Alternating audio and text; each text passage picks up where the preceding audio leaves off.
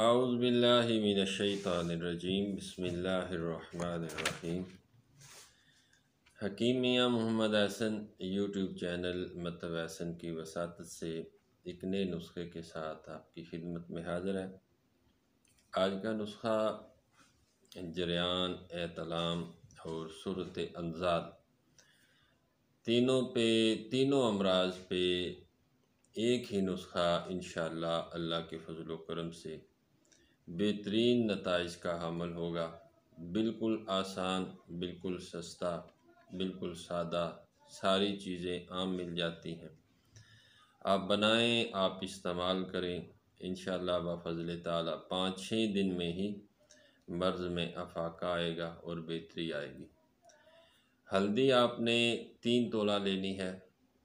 हल्दी पीसी हुई नहीं लेनी, आपने गंडी लेनी है हल्दी की, आपने ख़ुद उसको पीसना है। 3 तोला हल्दी लेनी है।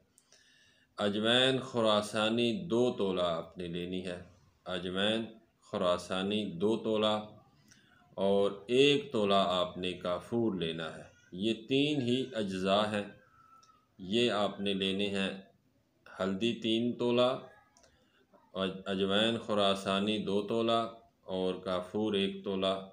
ये तीनों को आपने अलग अलग सफ़ूफ बना लेना है। फिर मिक्स करके खल करें और इसकी शहद की मदद से आपने गोलियां बनानी है चने बराबर। और 2 गोली इसकी खुराक है असर के वक़्त।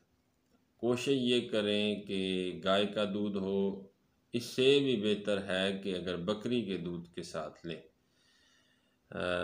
बकरी का दूध मुयस्सर ना हो तो गाय का दूध जो है वो ज़्यादा बेहतर है। अगर ना मिले तो फिर भैंस का दूध। लेकिन 2 गोलियां असर के वक़्त आपने लेनी है। शाम का खाना खाने से 1.5-2 घंटे पहले दूध नीम गर्म के साथ लेनी है।